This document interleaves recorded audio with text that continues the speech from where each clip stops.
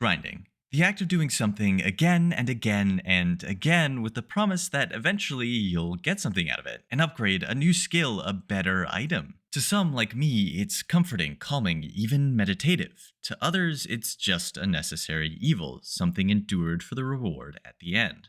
But whether you love it or hate it, the grind is everywhere in modern gaming, and increasingly, it's not just a mechanic, it's the entire game. Sometimes it works beautifully, it's immersive, addictive, satisfying. Other times, it feels hollow, tedious, and even manipulative. So today, let's talk about the grind. What makes it good? What makes it miserable? And why some games make it feel like a journey while others just make it feel like a job. Let's start with a game that nails the feeling of grinding without making it feel like grinding.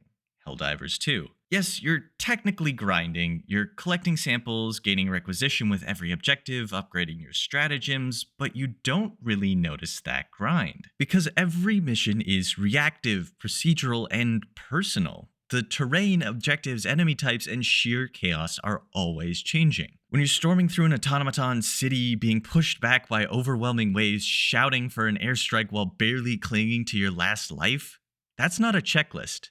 That's a war story, which is amplified if you have a group of friends to share those stories with. The grind in Helldivers 2 isn't about hitting a number, it's about surviving the moment. You don't keep playing for the loot, you keep playing because it's fun, and the loot just happens to follow. Even better, what you grind for actually changes how you play. Stratagems give you new tools and ways to alter the battlefield, weapons feel distinct and powerful, ship upgrades further increase your power and destructive capabilities. You're not grinding for stats you'll barely notice, you're grinding for stratagems and upgrades that fundamentally change your experience. When I first saw somebody drop a Patriot exosuit, I knew I had to have it. It looked like something from the Matrix Revolutions. And when I finally unlocked it, it felt like I'd earned it, laughing maniacally as I tore the Terminids apart. But here's the magic. The game doesn't make you grind away from the fun. The grind is the fun. See a point of interest on the map, head over, fight some bugs, and get requisition and some samples as a reward. The world invites you to engage, not optimize for loot. The difficulty curve ramps up hard, which is exactly why it feels so satisfying when you finally beat your first suicide or impossible mission difficulty. You couldn't have done it 10, 20, or 40 missions ago. In fact, I know this because I tried and got obliterated. At first, you're a recruit doing low-tier missions just trying to survive. But by mission 40, you're the Angel of Death, calling in precision strikes and wiping out entire swarms without breaking a sweat. And that kind of progression feels rewarding. You're not grinding for numbers, you're grinding for mastery and the ability to do newer and cooler things. Now, Helldivers 2 isn't perfect. Once you've unlocked everything, the loot can get a bit stale, but regular updates help keep it fresh, and after putting 40 hours in at launch, I recently dove back in and remembered why I loved it so much. Now let's contrast that with Diablo IV.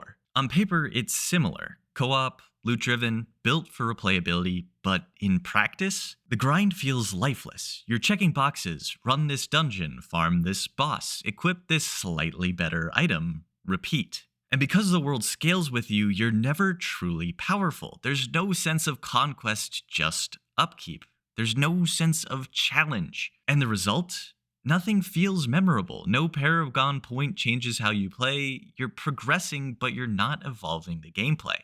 I enjoyed the grind for a while when playing the story, getting ability points so I could unlock new skills, but when I hit the endgame, I had to stop and ask myself, why am I still doing this? The gameplay felt the same at hour 30 as it did at hour 10. Nightmare dungeons, pits, world events, the seasonal questline, all of it began to blur into one monotonous loop, obliterating the same reskinned enemies over and over again.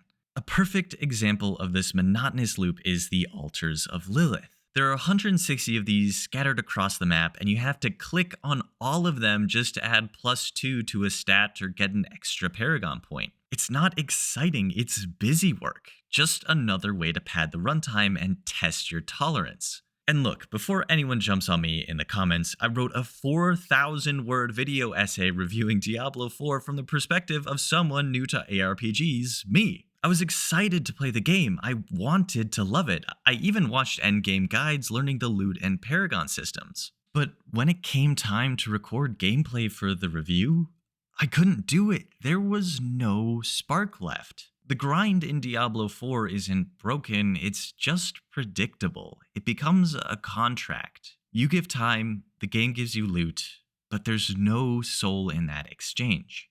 And a big reason I couldn't come back to Diablo 4 is that they locked a key endgame mechanic, runes, behind the DLC. Most builds scale and depend on runes, and if you don't shell out the $40 for the DLC, then good luck ever getting up to the highest pit tiers in Torment 4. The core purpose of the grind in Diablo 4 is so that you can do those highest endgame dungeons and pit tiers, but if you lock that behind $40, a whole Helldivers 2 worth of money, then the grind doesn't feel earned, it feels bought.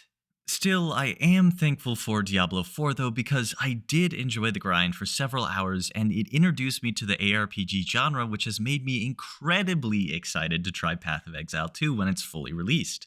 Now let's move on to Hogwarts Legacy, a game that should have been pure magic but gets bogged down in some truly dull grinding. Like many people, I was super excited for this game. Finally, an open world Harry Potter game that can live up to our hopes and dreams. And at first it did. It's enchanting. The castle is incredible, the atmosphere is spot on, and the wand combat is surprisingly fun. But the deeper you get, the more the cracks begin to show. You're forced into a checklist of chores just to unlock core mechanics. Want to upgrade gear? Capture beasts and farm their pelts. Want more inventory space? Solve Merlin trials. And there are 95 of them. But you only need to do 52 to unlock all inventory slots, which feels like the devs realized how bad of an idea it was to make players do all 95 of them. And they suck after a few because they're all just slight variations of the same 5 puzzles, which means you have to do the same 5 puzzles at least 10 times each to unlock all inventory slots. If you want to explore the whole map, good luck finding over 150 identical chests and 236 floating pages. Eventually, it stops being about discovery, it becomes a scavenger hunt. Not a magical one, a bureaucratic one. And the worst part? The grind doesn't change your story or change how you play the game. You're not shaping Hogwarts or evolving the world, you're just ticking boxes to raise stats or unlock gear slots. That's it. Instead of enhancing the fantasy, the grind slowly erodes it, and that's frustrating because the potential is right there, and I enjoyed the game. But the game smothers the world with bloat. Not because it has to, but because it chooses to. It confuses size with substance, and it forgets that sometimes less is more.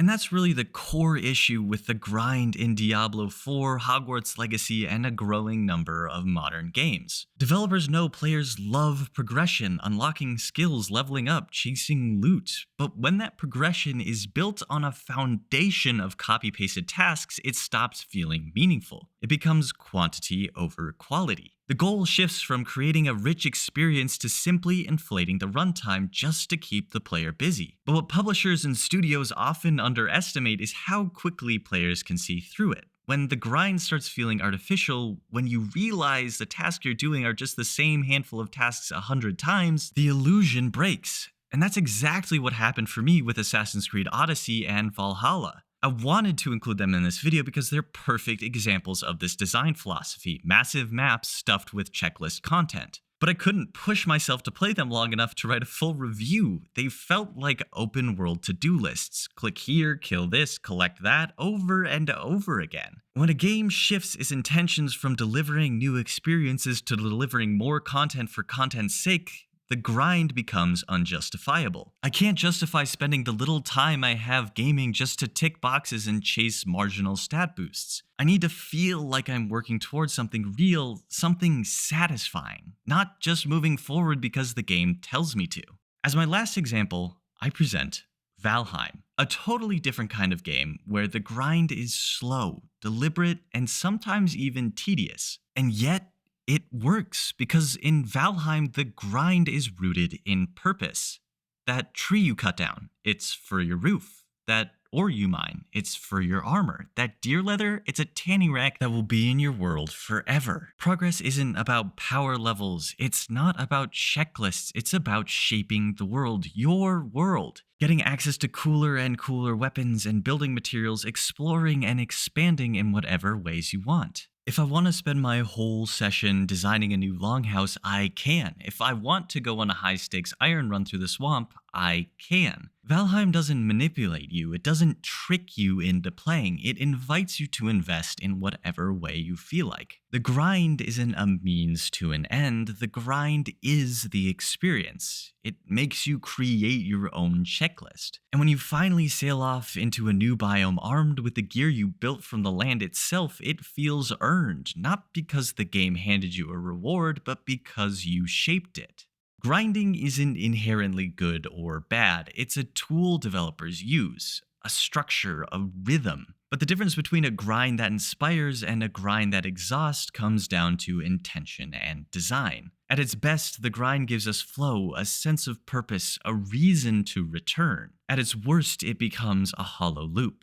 Progress for progress's sake. There are so many games I could have talked about instead, but I only have so much time. You guys will listen to me, so let me know down below in the comments what your favorite game to grind is and what keeps you coming back, because I am feeling the itch for a new obsession.